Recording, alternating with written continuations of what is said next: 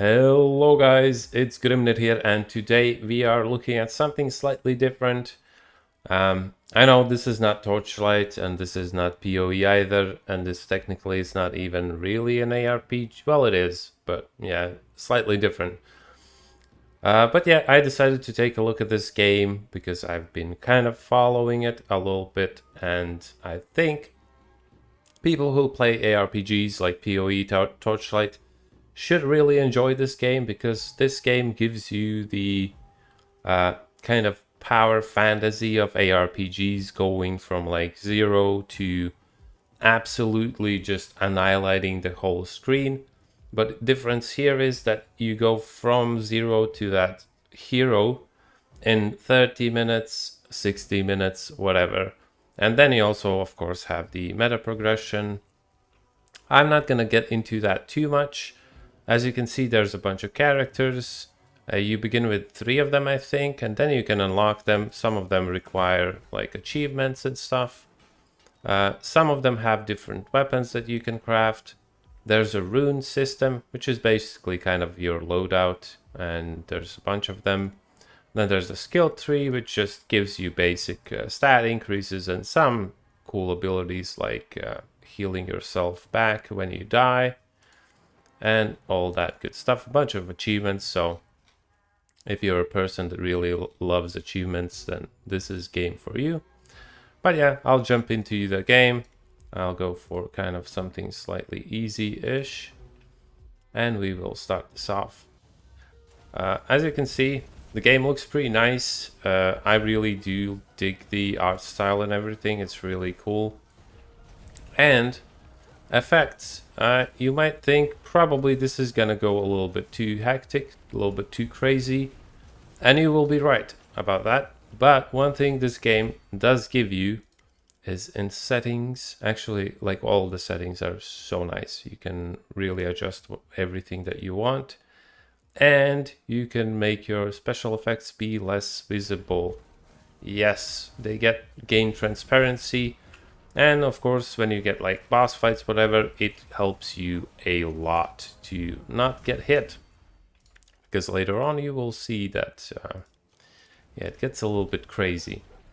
As you can see, the monsters drop these yellow thingies. That's your XP. When the bar fills up, you get to press Q. And yeah, you can pick up an upgrade. The first one usually is just like a stat upgrade or something, which is not super great for me. I'll pick the poison because we will be dealing with a bunch of dots. There are a lot of skills in this game, a lot of different kind of weapon attacks, different spells, you name it, they got it. Yeah, it's pretty crazy. The meta kind of, at least for me, it seems mostly revolves around a couple of different mechanics. So but I guess probably you can actually deal with the end game and stuff with just normal damage. But I've kind of noticed myself that it usually feels a little bit stronger when you deal with stuff like Doom and all that kind of crap. I will re-roll. Hopefully we get something good. Cluster. I don't know. I don't want suction bomb for sure. Oh, shrapnel shot. This one's great. I love it. Okay, that one just shoots a bunch of arrows, and those arrows kind of split off into more arrows, which is amazing.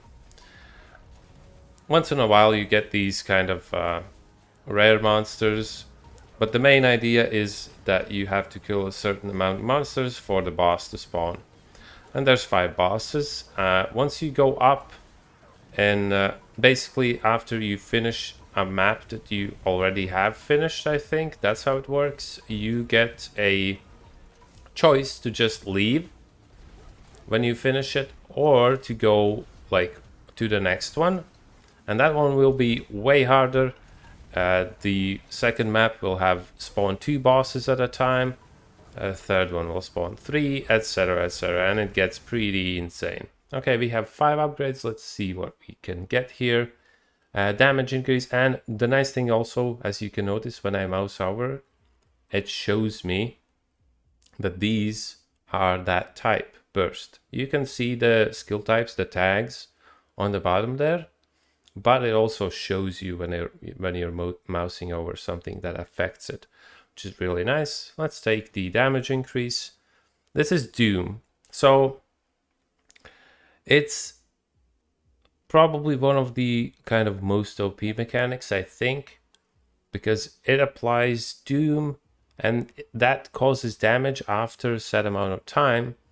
But if you stack up enough Doom to exceed the target's HP, it will just die instantly.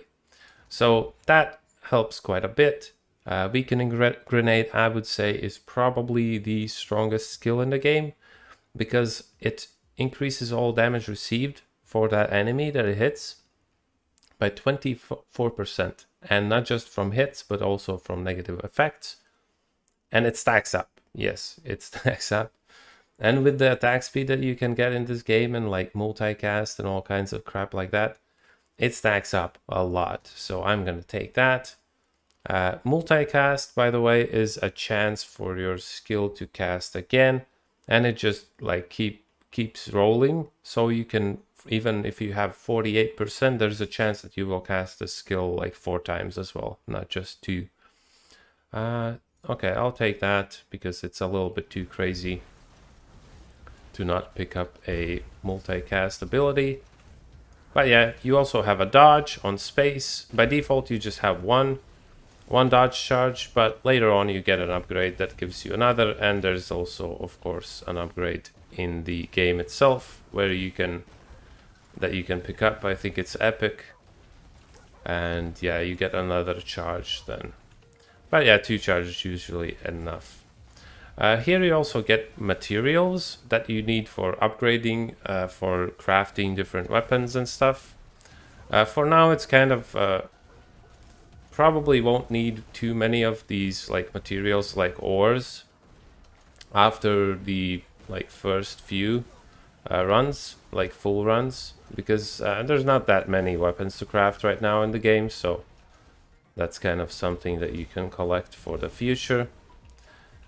But yeah, that's pretty much what the game is right now. There's actually the first boss, so I'll quickly re-roll stuff. I'll banish a couple skills just so I can maybe... Oh, Bladed Chakram, this is also cool. It basically deals rot damage, which if the target dies during the rot, the rot will spread to nearby enemy.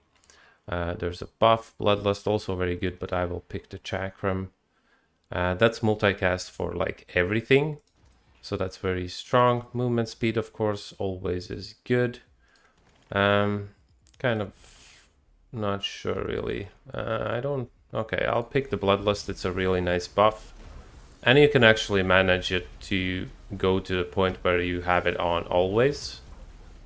And this boss should be like super easy for me now, because I'm kind of a little bit stacked up right now. But yeah, I think I'll kind of pause the recording right now and just kind of get to the point where I feel like I might die soon, and then I will kind of show you what the game looks like slightly later in the game.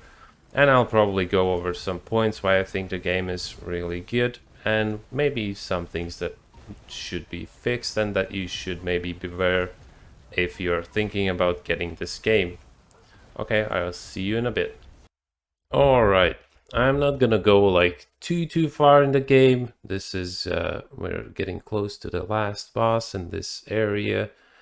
And I feel like this is kind of a pretty decent representation of the game.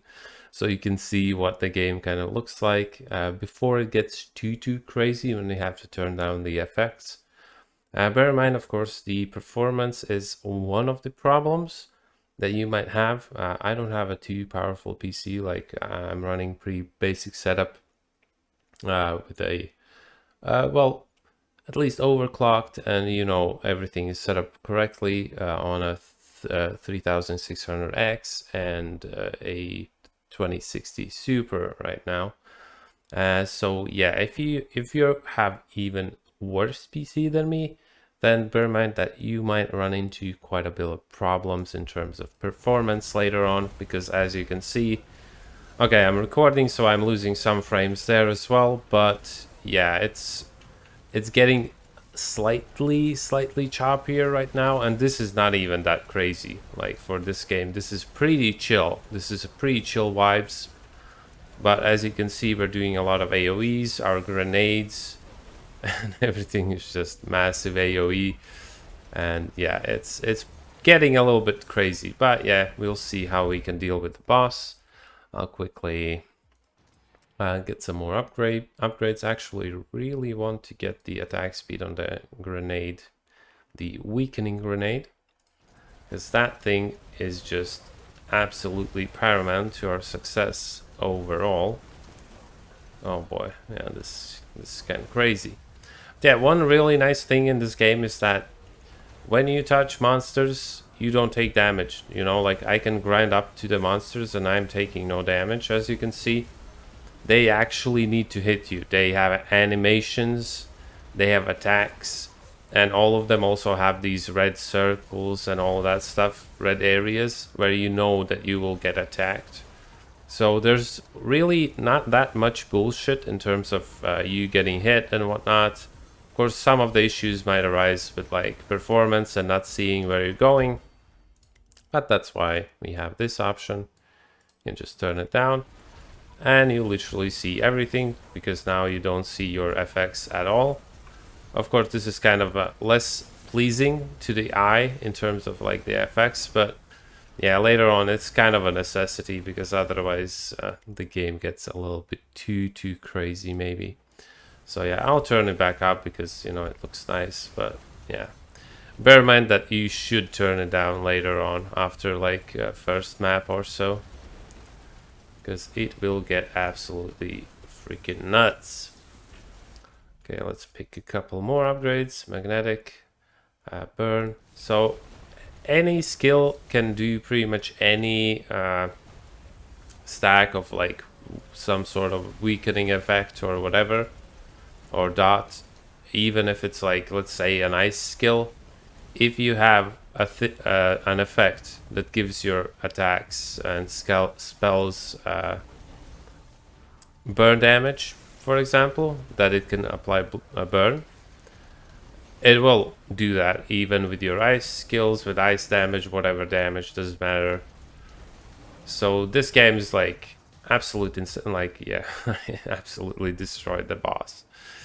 But yeah, that's, this game gives you that super crazy power fantasy of just annihilating everything real fast. Pretty well. At the end of these levels, you can go through the skull, which is red portal. It takes you to the next map. I'm not gonna do that. I'll go back to the menu. But yeah, in general, you know, you would probably want to do that. You gain levels for your the class that you picked. You can look at all the stuff that you got. You could look at all the what did the most damage. You know, so very nice. And you also get these Soulstones and everything, all these materials. And the Soulstones are mostly just used for like skill tree and other different upgrades. So yeah, there's quite a lot to this game. If you really want to just absolutely grind through this, you will take quite a long time. And I think right now this game is being sold at like $9.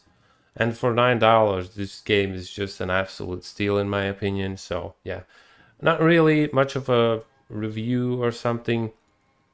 I just kind of wanted to share this with the people that have been watching my videos, as I know that you guys mostly also enjoy ARPGs and stuff, and I think this is something that you might also like. So yeah, give it a shot. If you don't like it, of course don't. But yeah, I'll see you on the next one. Thanks for watching. Bye.